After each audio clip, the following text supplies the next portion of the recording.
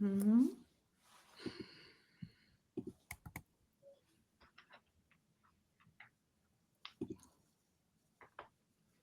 There we are, I think. We are live. All right. Happy Friday, everybody.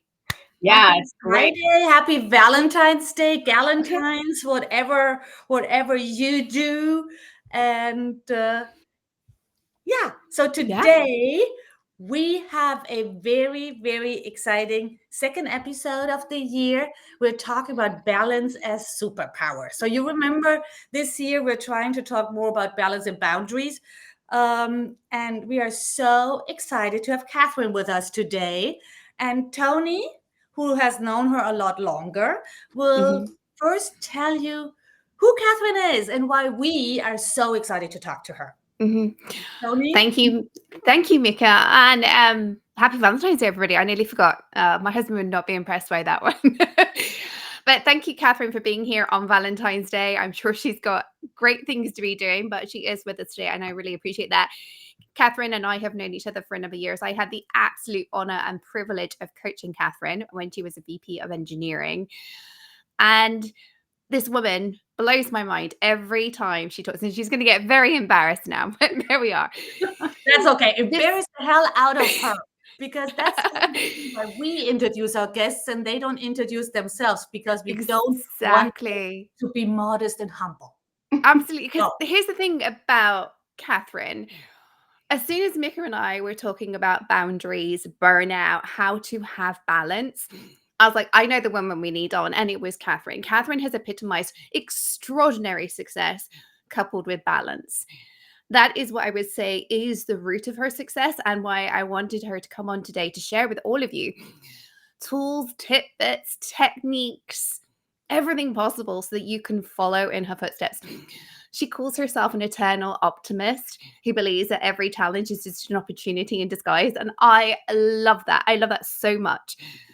And I know that Kathryn believes that where everybody thrives, we have innovation. Where your team is able to do cutting edge innovation, it's because they are doing well. And that is really what this whole topic is about. So without further ado, let's start on the questions. Mika, why don't you kick this off?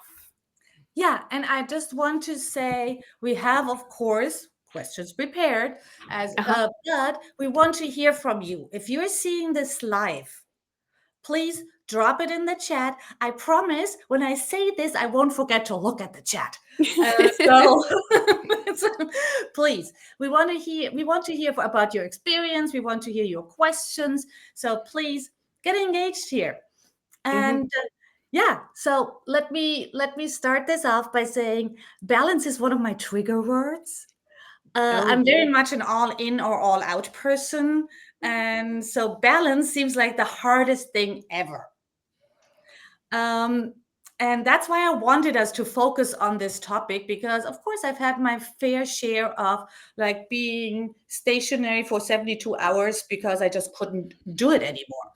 Right. So I'm hesitant to call it a burnout, but yeah, I think I've danced on that edge, whatever, a lot of times, Mhm. and I've been over the edge too. So I'm very excited before we really dive in to talk about that term of work-life balance and how you define balance.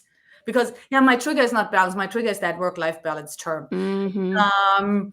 So because I think it's so stressful, it gives me a lot of anxiety, as if I'm automatically doing something wrong. Yeah. Yeah, I feel like So work life, maybe we the can stay word, there. We'll the start there. words work life balance almost, I find those words really hard to deal with simply because it says something's wrong when people talk about work Mm. life balance and they talk about finding a balance. Immediately, I get anxious because I feel like, oh my gosh, I may not have work life balance, but yet I'm content in certain things. And certain things are frustrating, like we all have. But what is work life balance? And then we're Mhm. told work life balance is getting off at the end of the day, going home and doing all these super great things like, whether you're a parent or a partner or whatever, like you're supposed to have this extra life outside of work.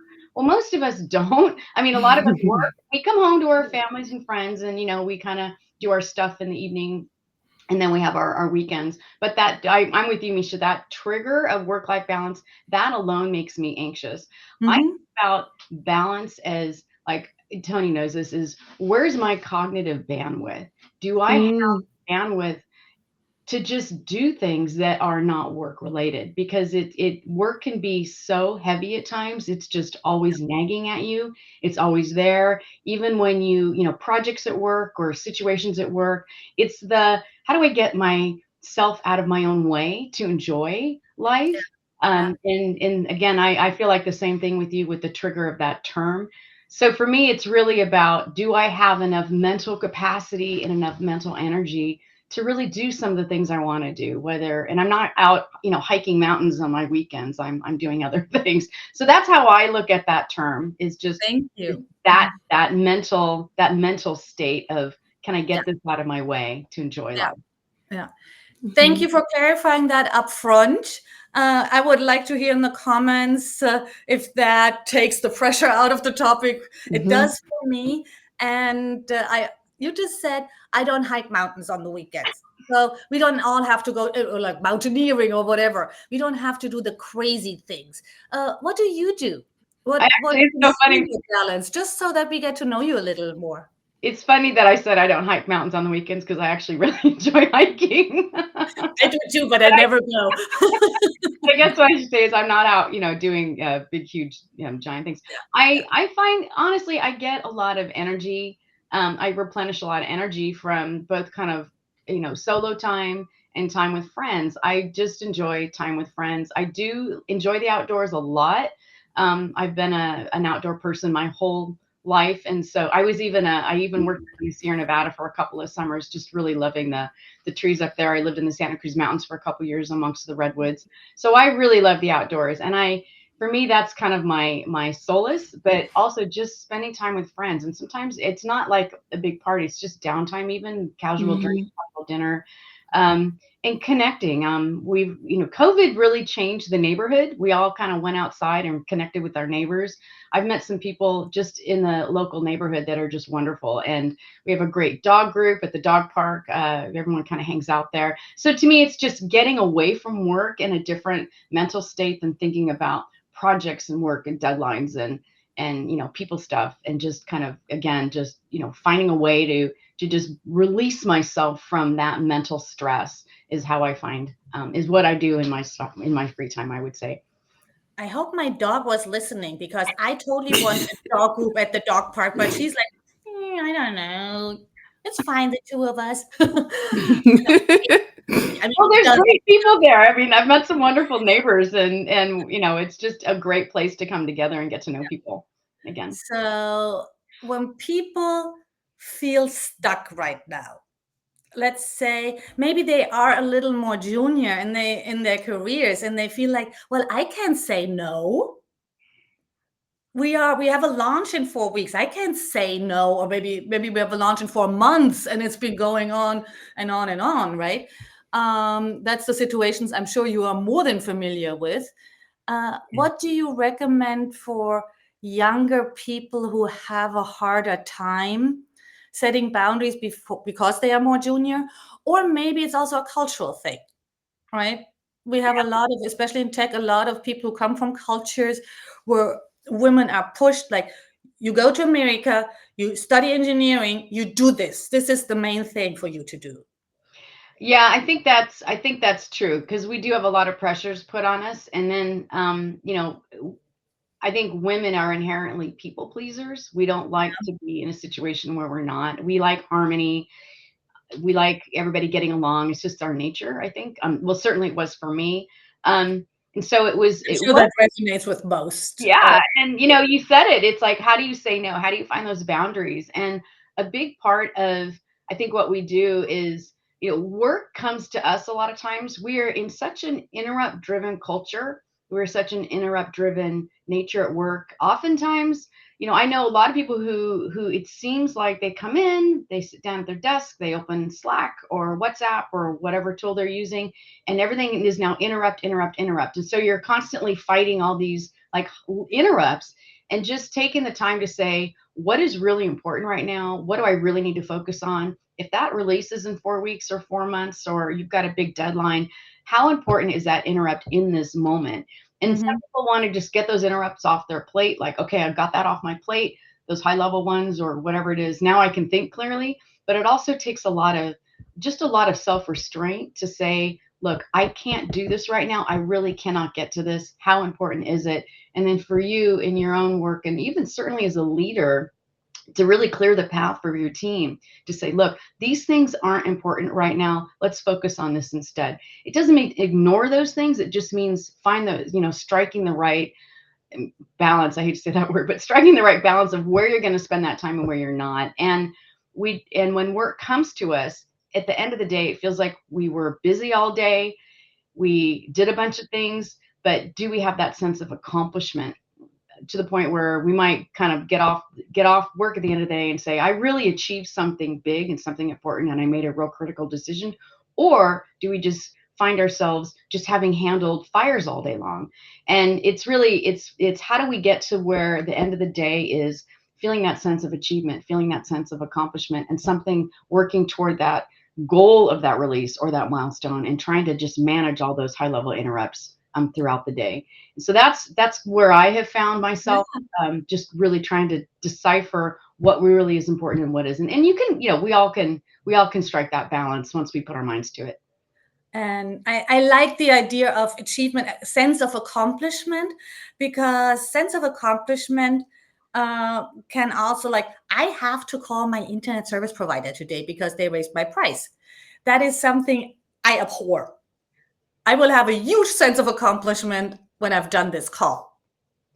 So it is very high on my priority list. It does relate to my work because I work from home, but sometimes I think those things, they are tiny. Yeah, and So huge. And when you get those done, you feel like you can allow yourself a little. and there's that mental capacity, and there's that what I call, cognitive bandwidth, which is when you have those days where you feel like you really were able to get something significant done. You made a real important decision. You negotiated a real important uh, problem with you worked through something that really mattered, not, again, all those high level interrupts.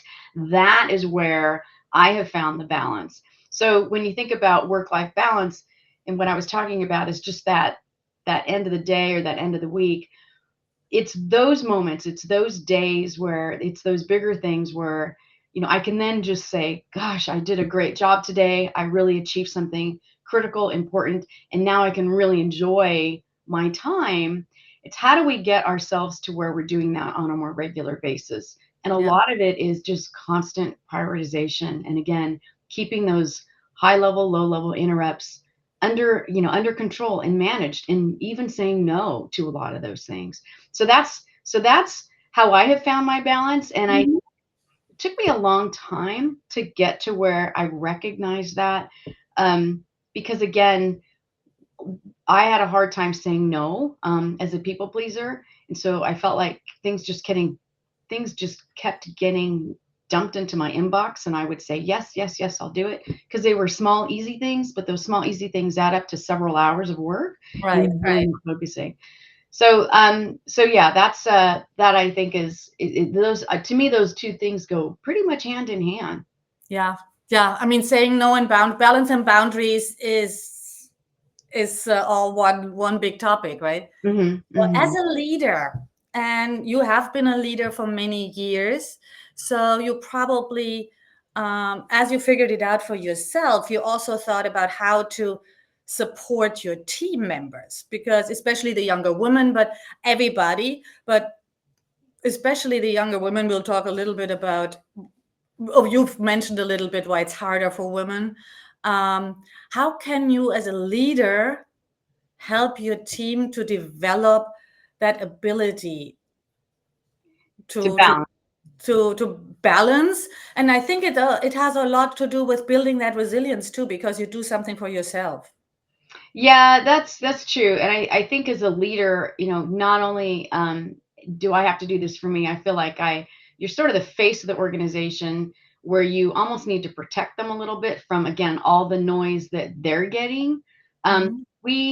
We operate very flat in a way in Silicon Valley. I mean, we've got, management hierarchy, but in the end, it's all about people working together cross-functionally, different teams. Product teams are in talking with engineers. Engineers are talking to product teams. We want that synergy and we want that collaboration. And I think we relish that. We all do in business. And it's coming down to, helping the team understand where they can say no, helping the team understand how Mhm. they can say no. And even I do a lot of mentoring and helping the women say no. And again, coming back to what really matters right now, even giving them hints on, no one's gonna punish you if you come back and say, I just don't have time. I've got to focus on my deliverables.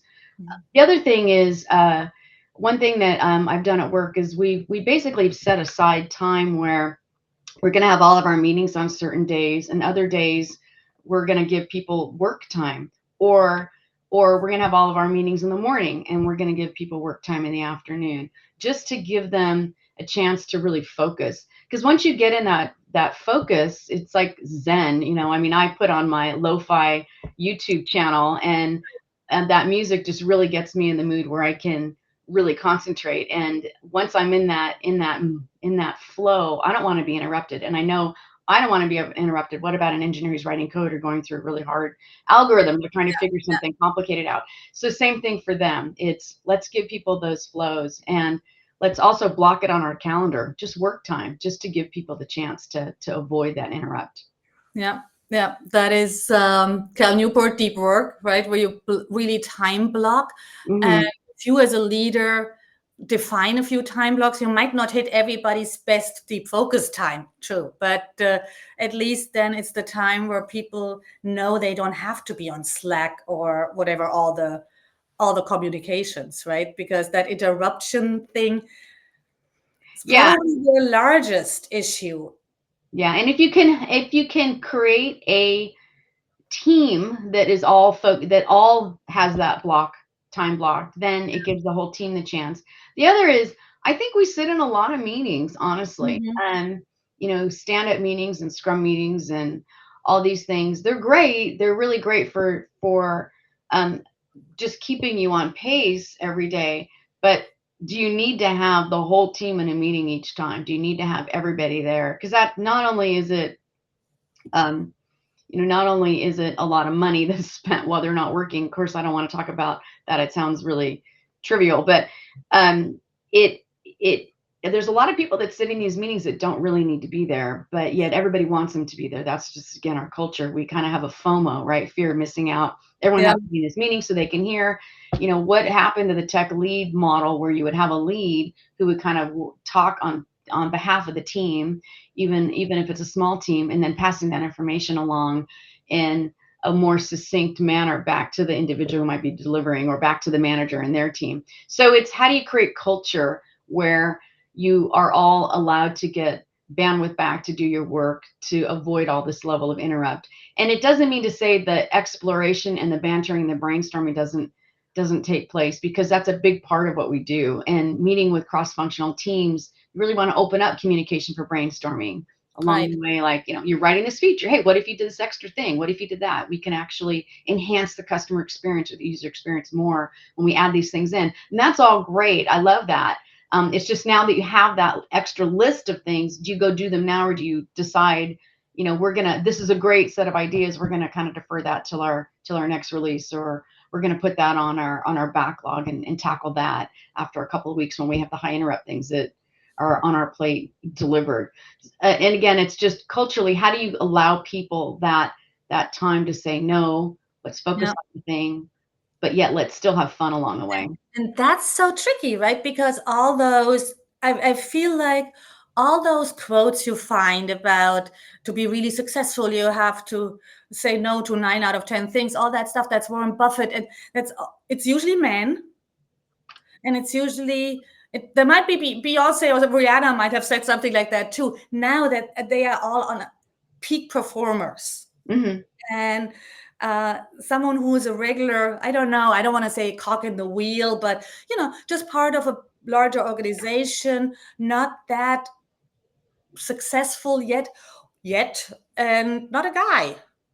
Um, Women very much are used to saying, I have to deliver more.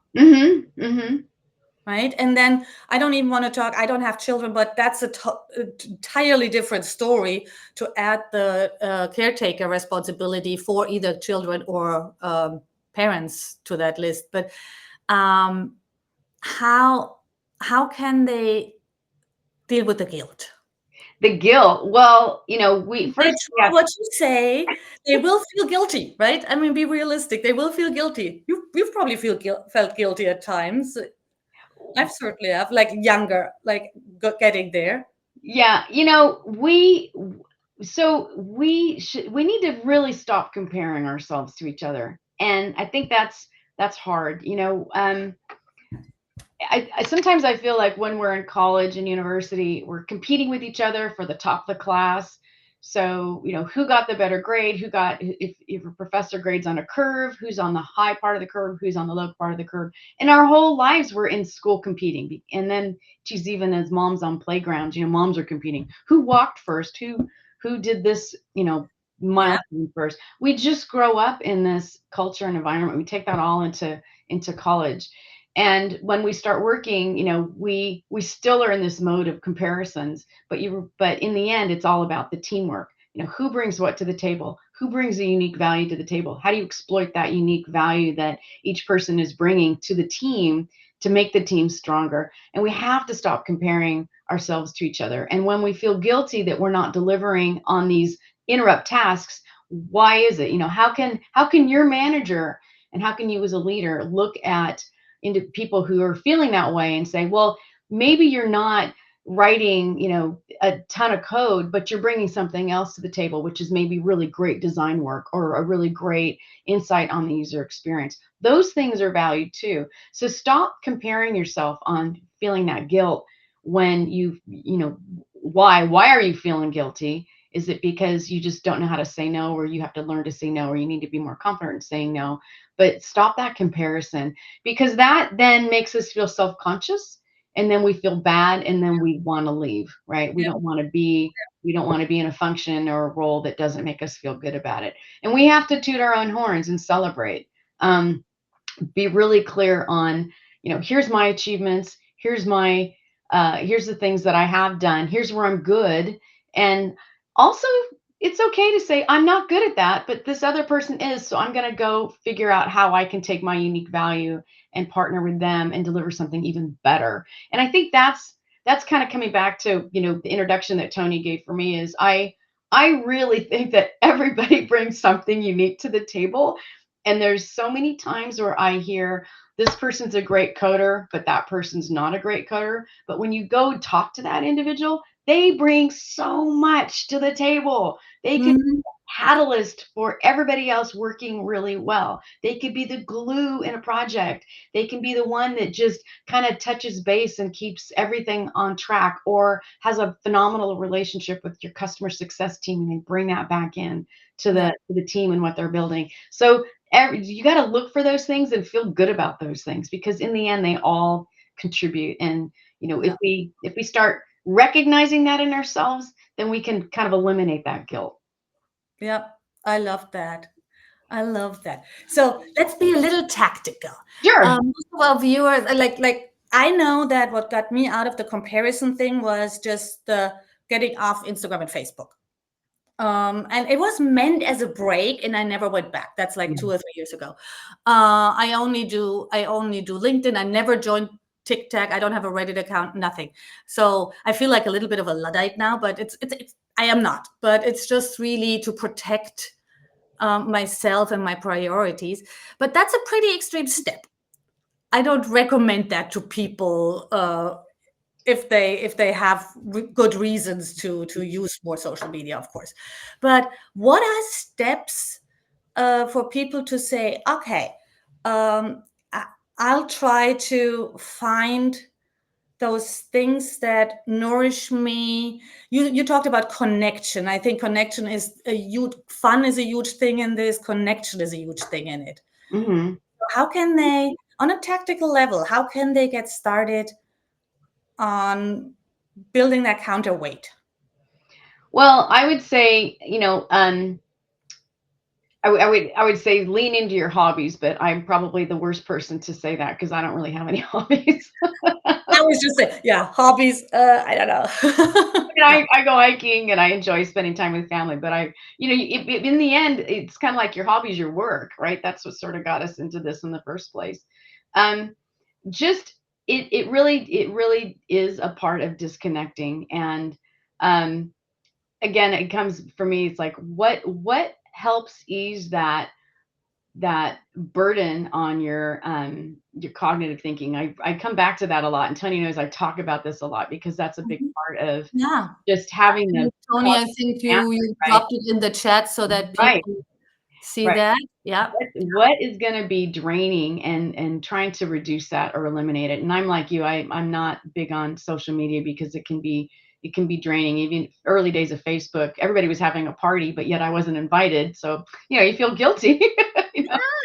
Yeah. So, and then you feel bad. So it's by taking control of the things you do.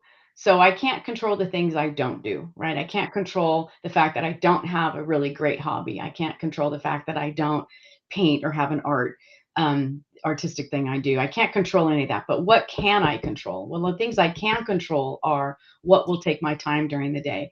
And Mhm. again, it's what is important, what feeds my soul. If feeding Mhm. my soul is at work is organizational development, then lean into that. I love organizational development. I Mhm. love mentoring. I love Yeah. working with young women on helping them figure out what they want to do. So that feeds my soul, and that gives me energy, and that gives me really great balance. So that's where I tend to lean in, and that's where I tend to find my balance. I also love brainstorming and whiteboarding and being on a Miro board I have a on whiteboard behind me. Yeah. design. Yeah, I love that too. Yeah. And then there's but then there's also times where I really just love sitting and just concentrating on a really hard problem. But I don't want to do all those things at once, and I can't do them all Yeah. at once. Yeah. So Yeah.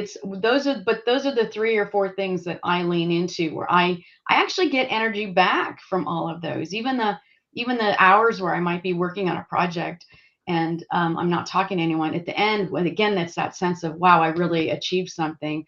I can get energy back from that. Mhm. Mhm. Not finding what you can't control, it's finding what you can control. I And love then and then really I would say just leaning into that as much as you can. And you know what? Sometimes in our career, we just don't go. We just put things aside and decide that's not for me anymore. I'm going to go down this path instead and go down that other path. And not again, let's not try to compare ourselves. Don't compare yourself to maybe somebody who has a really great skill that you don't have, or you maybe don't want to have. I've admired a lot Exactly. of people where I don't want to do that thing. It I looks don't want to great. go to boot camp. I don't want to be a coder. Yes, and that's okay. Not everybody has to, even though it's a highly thought after qualification and super important. Yeah. Yeah, or I don't want to be, I don't want to be in certain functions in a company. Sure. And so I don't have to be, right? I can Yeah. work with those folks. I'm not a finance person, but I love working with finance because I get a lot out of it. But they're the finance person. They're the one who does all the forecasts, all that. But Yeah. but why do I don't need to compare myself to that person, right? So again, it's finding those things that you can control. And Adela, who is someone I know very well, commented that really that stop comparing is a huge part. She's also a balance expert. I can tell you that we had her on the show on a different topic a couple of months ago. And yeah, the social media, the comparing ourselves, that is, uh, she says in the comment, that is a good step to start. Yeah. Hmm. Hmm. Um, I would say I'll hand it over to Tony because I'm Mhm. sure some questions have built up as we Yes. talk. I that I have haven't covered I yet. So I because do we're have a doing couple. it. Yeah, I do have a couple in particular Mhm. that I would love Kathryn to address because I've known her for so long. One of the things that I've always admired about Kathryn, and she does this better than I do, even though I advocate this to all of the amazing women I work with. Kathryn does this so well. She has really strong boundaries around her work hours. Mhm. And don't get me wrong, Kathryn, I'm sure there are times when you have not had those strong boundaries, but it is something I've so admired. And you were so explicit to me that you saw the correlation between if I overwork, my ability to do great things goes down. You saw that way better than any other client I've ever worked with. You just were like, well, of course. Like, I don't even know why we're having this conversation, Tony. Whereas I normally have to like convince women to give it a go. And look what happens when after 3 weeks you're well slept, you aren't working crazy hours. Look what you just achieved. Where did that come from in you? Because you had it before I met you. Where did it come from? And how did you maintain that in the face of, oh, but if I just work 2 more hours, I'll get this off my plate? It came back to being really drained at the end of the day and feeling like I didn't have that sense of accomplishment. I do, Mhm. Tony, I'm really good at like clearing my desk at the end of the day. And it's kind of a funny term, but I think of the things that I am going to do, I kind of clear my desk of it. And then I kind of close my day. And Yeah. some Mhm. people close their day with coming up with their task list. They journal. I don't close my day like that. To me, closing my day is having something to a point where I can put it in a box with a bow on top and stick it on the back of my mental desk until the next day and I pick it up. So I Mhm. have to have these points of closure. So that's one. So I have to build that in. Like if I'm going to end my day and have dinner with my family, I have to have this closure to a certain point. So that's one thing I do. The other is you have to lead by example. As a leader, leading by example on the balance is so important. If I'm going to be sending emails at 7 o'clock in the evening, or if I'm sending emails on the weekend, it stresses out my team. It's not Mhm. fair to them to be able to do that.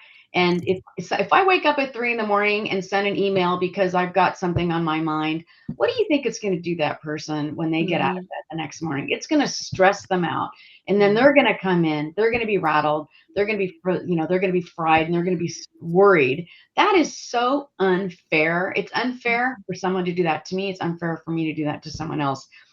But there's a little trick. You can preload Slack with messages to send them like mid-morning on Monday, or same with email. Mhm. You can, if something is so important that you just have to write it down and you have to send it, don't send it. Compose it and then stick it in your schedule folder. Monday morning comes, you can look at it and decide, is it really that important or not? But if you don't even look at it, it's pre-scheduled to go out. But Yeah. those things, you owe it to your team to be able to like get out of their way on the weekend and just give them Yes. family time. And then I feel like it's not only leadership that it's not only leading by example, but it bubbles back up. They then are more inclined to work with you. They're more motivated. They're more Yep. inspired. They feel better about what they're doing because there's Mhm. no, hey, I was working all weekend on this thing. And again, Yeah. I'm not talking customer escalations where, there's a finance bank that's down, and that's completely different. I'm not talking about that stuff. Yeah. I'm talking about the things where, or, even deadlines where sometimes you are working nights and weekends. I'm talking about normal times, 80% of the normal Mhm. time. Just don't do that to your team and they won't do it to you. And then also, you can do the bubbling back up to whoever's in your own management chain. I'm not going to answer the stuff unless it's super important. If it's not important, again, I will come back to it on Monday, but Mhm. you have to manage up a little bit on how you're going to respond. It doesn't mean ignoring your boss or ignoring your manager. It's just, again, those boundaries. And Mhm. doing that, um, you know, being realistic about what you can and cannot achieve, again, to give yourself that mental space. So, Tony, where did I learn that? I No. actually learned that because I worked with a CEO years ago who was from the UK. And Europeans, right? They're better at it. and they were way more balanced. This Yeah. this guy would get off at 5. and he would come in the next morning at 8, and he was the CEO of a big company, a Fortune 500 company, and he would just not answer anything. And I thought, Mhm. wow, the world didn't come to an end. The Yeah. company didn't die. We weren't having issues on Wall Street. We were still succeeding. We were still growing the company. But he was so disciplined. That was a really big model for me to say, Yeah. wow, I can do this too and not feel guilty. And so that leading by example really paid forward Mhm. as far as me learning and being comfortable with it. Yeah. Oh, you know Lisa what? just put in the chat. I'm sorry, I'm looking Okay. at the chat. Lisa just put in the chat good advice. And I Yeah. would say, yes, pre-scheduling is way better than having that disclaimer. My work times may not be your work times, because you still see the thing, you still get anxious. Hmm. If Yeah. you feel that this person's opinion of you writes on it. Yeah. Yeah. So I love I that. think the caveat I would say to that is I think it's really hard in a global company and a global team. Global. Otherwise, you're Yes. spending all your cognition worrying about where that team member is. Right. That Right. is the caveat I would put on that. Yes. But I think it's a good thing to do. The one thing I really want to call out there is that Kathryn figured this out and saw success. And I think Mhm. so many of us, there's so much pressure. We don't give ourselves the opportunity to see the success from taking this model. And I would just encourage everybody listening to give it a go. Give yourself 3 weeks, Mm-hmm. and see if something shifts. And to all of those who are not in the US, I'm sorry to say that we are certainly here in the UK, we are now falling into the US tactics of work crazy. It breaks my heart because it Yeah. is not good for business. It's just not good for business. So, No. It and isn't. Yeah. And you know what, and Tony, it was funny because the guy who was from the UK, I mean, he had moved from the UK to San Diego, and the company was out of San Diego. And it was really shocking at first. I mean, I remember being Mhm. down in the office and looking for him at 4:30 and like, "Oh my God, he's not even around." Well, Yeah. he went home for the day. He closed the books. He closed the books on his day.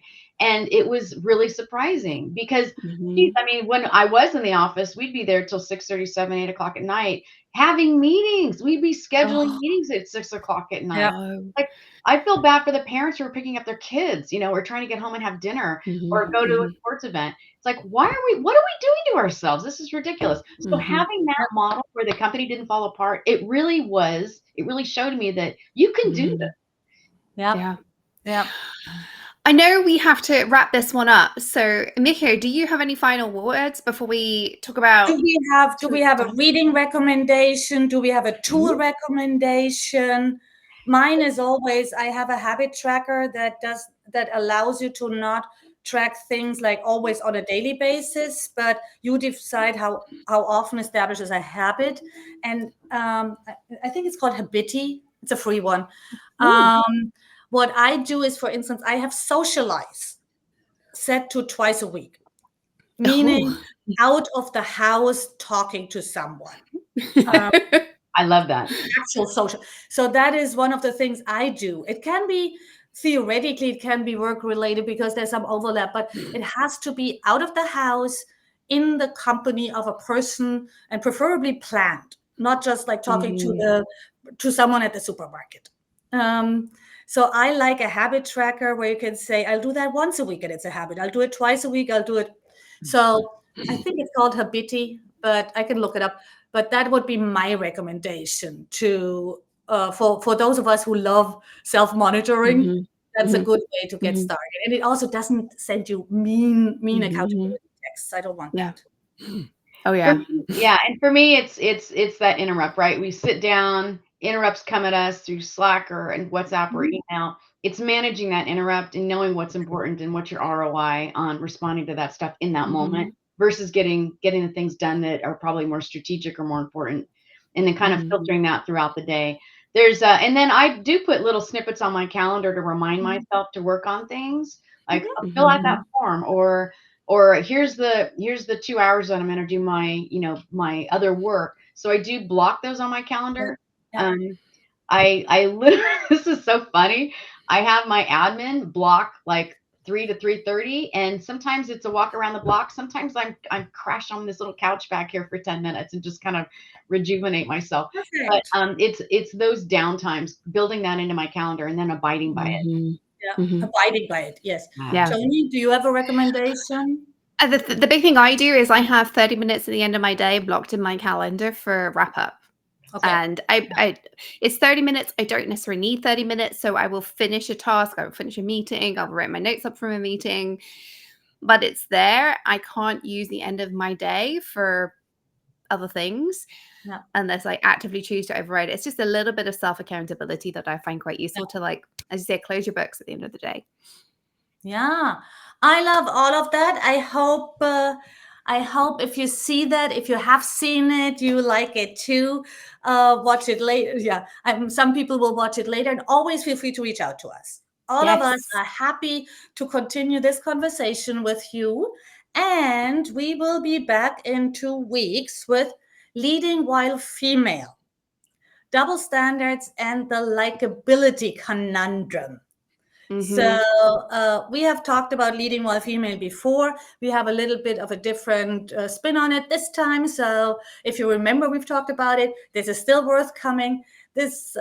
And we want to hear from you. Send us your topics. What should we Yeah. talk about? There's been, especially for the ones of us in the US, there's been a lot of changes.